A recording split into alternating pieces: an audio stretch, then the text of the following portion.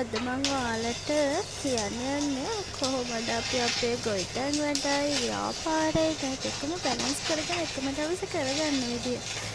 ඉතින් ටිකක් අමාරුයි. කොහොම හරි අපි ඒක කරගන්නවා. බලන්නකෝ ගොවිතැනක් කියන්නේ ඉතින් අස්වැන්නෙන් බලාපොරොත්තුවෙන් කරනවා නම් හොඳට ඒක දුන්න සකස ගන්න එක, පෙරවල් දාගන්න එක, හැම දෙයක් ගැනම වගේම වතුර පොහොර මේ හැමදේම ගැන බලන්න ඕනේ.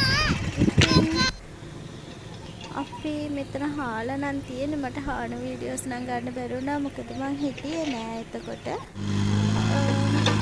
මේ නියරවල් දාගන්නවා. මේ වගේ මැෂින් එකක් කුඹුරට දාගන්න. ඉතින් අවසර අරගෙන ඒ විදියට යන්න ඕනේ. නැත්නම් මේක මේ බාධා ගොඩක් තියෙනවා. ඉතින් අපි දැන් මේ නියරවල් දාගෙන මේ හදන්නේ කුඹුරේ හදවත වගේට. මොකද කුඹුරකට වතුර තියෙන එක අනිවාර්යයෙන්ම ඒ හින්දා තමයි නියරවල් හදට දාලා හදාගන්න. ඉතින් ඔය වැඩ ඉවර වෙලා අපි දැන් යන ගමන් චූටි බඩගින්නක් ඇවිල්ලා කාලම යන්න කියලා හැදුවේ. ඒ අතර වැස්සකුත් හොඳටම වහිනවා.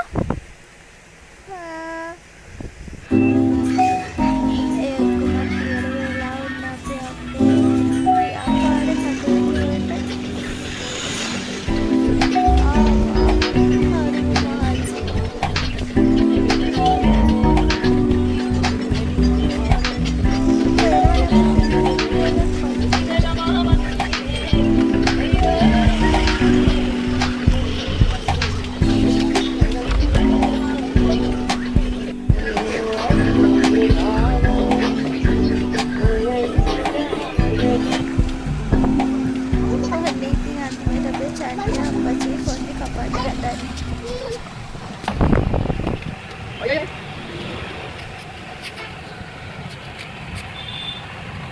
මොකද කරන්නේ?